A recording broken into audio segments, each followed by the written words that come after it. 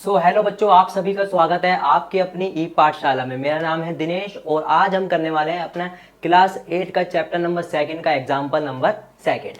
पिछले पार्ट में हम एग्जाम्पल नंबर 1 कर चुके हैं। आज हम करने वाले हैं अपना एग्जाम्पल नंबर 2। तो यहाँ पे क्या लिखा हुआ है, एक इक्वेशन लिखी हुई है और उसको सॉल्व करना है। सॉल्व का मतलब यहाँ पे देखो कुछ इक्वेशन है, उसके अंदर वेरिएबल है ना, यानी कि हमको इस वेरिएबल की वैल्यू फाइंड करनी है। तो मैंने इंट्रोडक्शन वीडियो में बता दिया था कि वेरिएबल की वैल्यू कैसे फाइंड करते हैं। तो आइए करते हैं हम लोग। तो यहाँ पे शुरू करते हैं इसको करना। तो सॉल्यूशन लिखता हूँ मैं यहाँ पे सबसे पहले।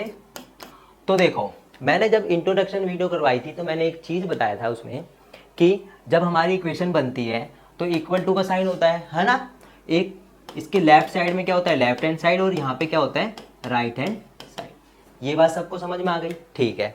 और मैंने एक बात और बताई थी कि लेफ्ट हैंड साइड में वेरिएबल के नंबर को रख लो, राइट हैंड साइड में बिना वेरिएबल के नंबर को रख लो। ठीक है।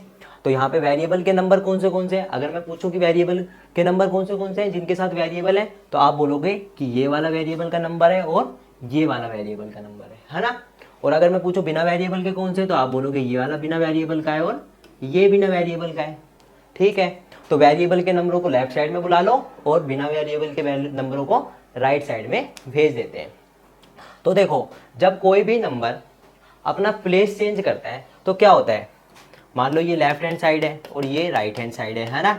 यहाँ पे माइनस का नंबर है, अगर ये राइट हैंड साइड में जाएगा तो प्लस का बनेगा। अगर यहाँ प्लस का नंबर है राइट हैंड साइड में माइनस का बनेगा। यहाँ पे मल्टीप्लाई है तो यहाँ पे आके डिवाइड बनेगा, और यहाँ पे डिवाइड है तो यहाँ पे आके मल्टीप्लाई बनेगा। ये तो हम बचपन से देखते आ रहे हैं, है ना। यही चीज़ हमको यहाँ अप्लाई करनी है। 5x तो यहाँ पे पहली से ही है, इसको मत छेड़ो, यहीं पे रहने दो 5x को। ठीक है। इसका साथी कहाँ पर है, राइट हैंड साइड में। और यहाँ पे क्या कर रहा है, यहाँ पे ये प्लस का है, जब ये इसके पास आएगा लेफ्ट साइड में तो क्या बन जाएगा, ये माइनस का। तो इसको माइनस का 3/2x।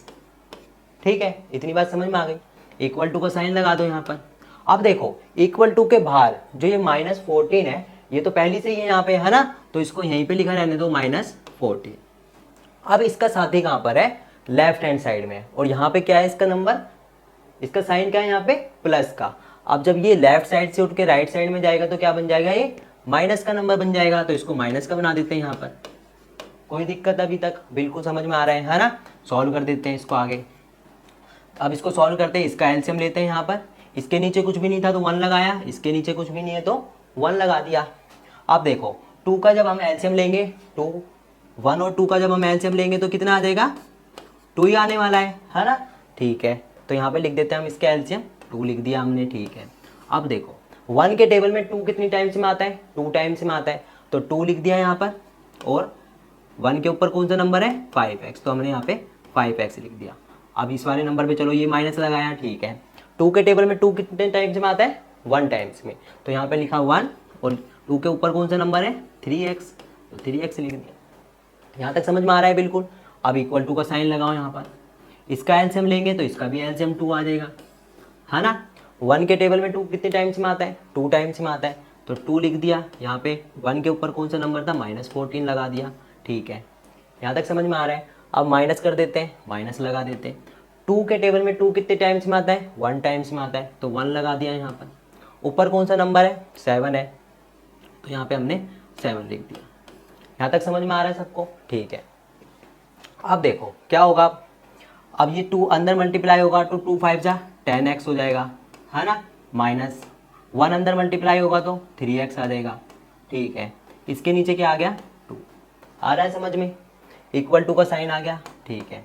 2 अंदर मल्टीप्लाई हुआ तो 14 2 जा कितना होता है, -28 होता है। आ रहा है?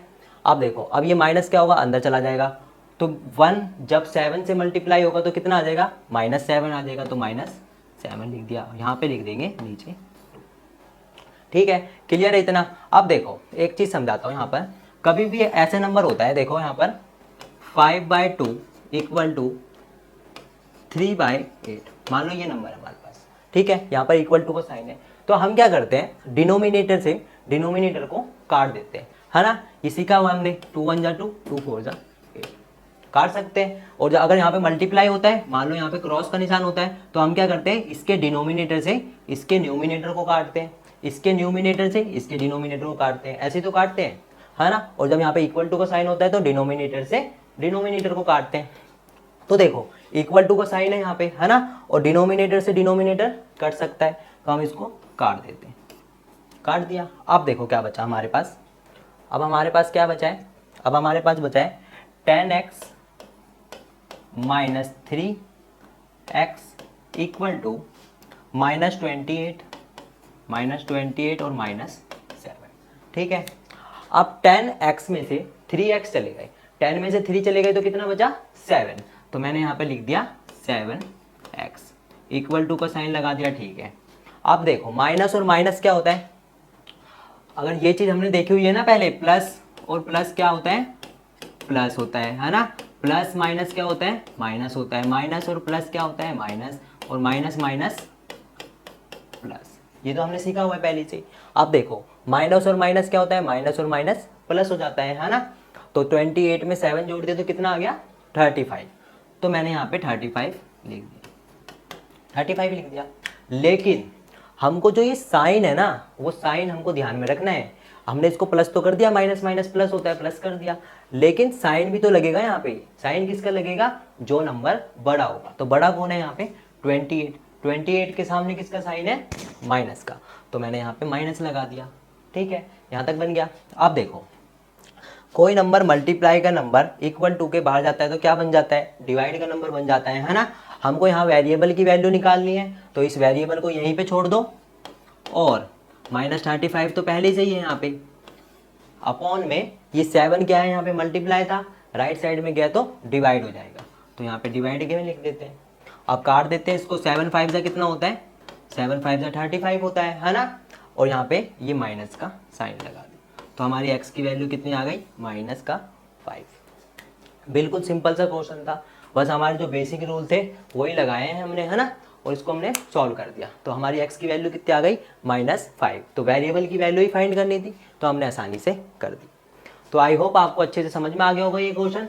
अब हम मिलते हैं अपने नेक्स्ट पार्ट में।